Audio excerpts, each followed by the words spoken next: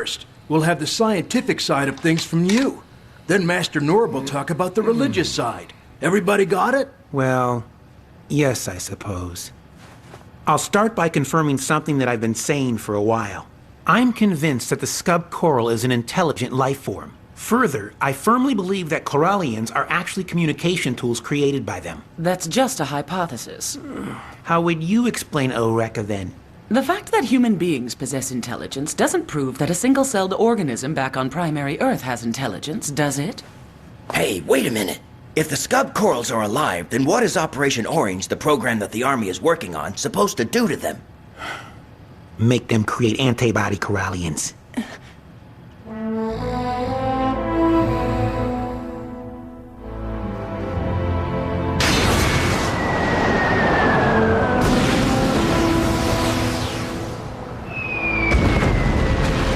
White blood cells and antibodies work against viruses and bacteria that enter and threaten an organism. But that doesn't prove that either of them are intelligent life forms. That's true.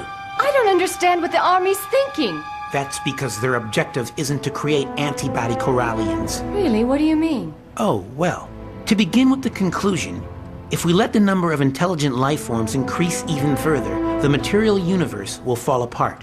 The limit of questions that can be asked in information dynamics. Hey, I don't understand what he's talking about. Be quiet, Mater. You guys are still yapping about things like that? Oh, the stinky old man has woken up. This world that we call the third plane is only the mere foam of Vodorak's ideas. Someday it will just disappear.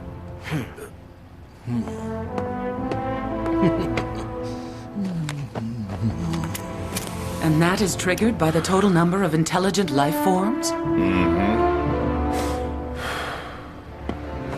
We have always called them living hesitations, but I think intelligent life forms are the same thing. You see, if the plane is filled with worry, pain, and doubt, Vodorak's ideas will vanish. You mean Vodorak's not God? Vodorak is a term that points to a state of being.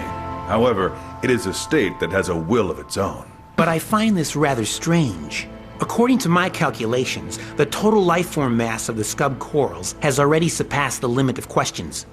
That's because the land is dreaming. Oh, I knew it!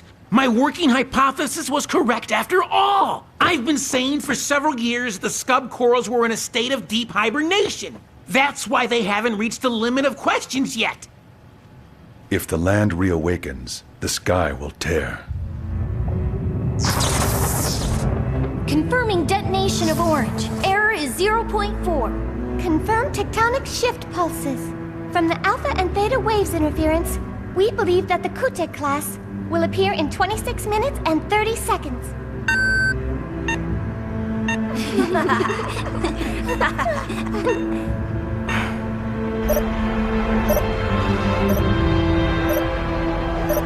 They sure keep me waiting.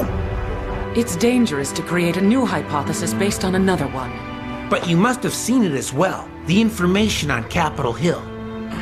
What is going on, Misha? Well, We've been through so much trouble already.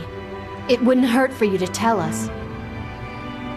I'll explain everything to you. The Intel Department held back critical information about the Great Wall. Within it, there is a space that is warped.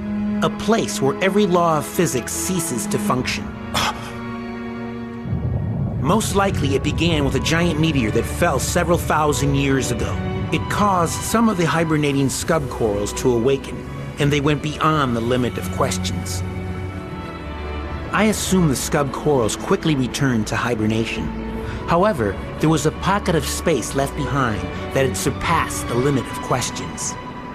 If every scub coral were to awaken now, the emptiness would engulf everything.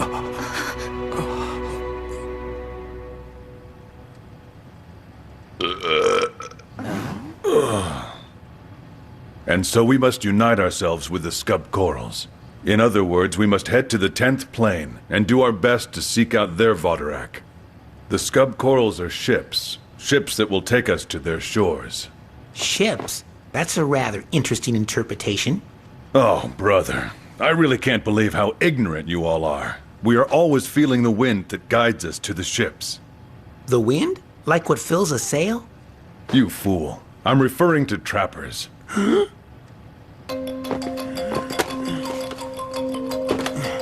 Looks like they're scanning all of the information.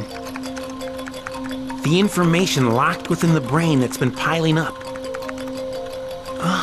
I still don't understand how we can get energy out of the trappers.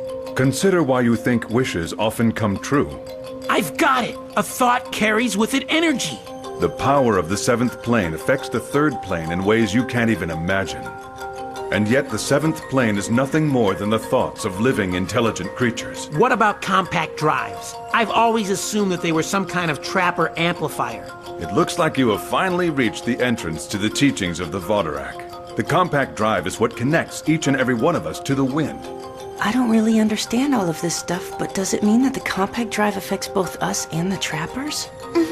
That's right, and they also affect the scub corals. Hey, wait a minute. I wonder if the skyfish have something to do with all this. They like to show up when you think happy thoughts while you're really close to a compact drive.